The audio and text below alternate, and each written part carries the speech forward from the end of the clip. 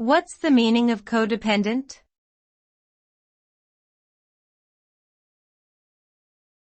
Codependent.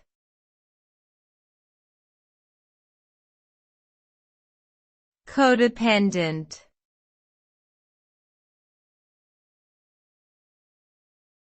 Codependent.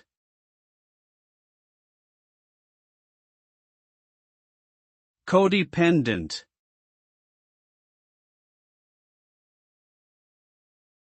The term codependent refers to a type of dysfunctional relationship where one person excessively relies on another person for emotional and psychological support, while the other person derives self-worth from being needed in this way.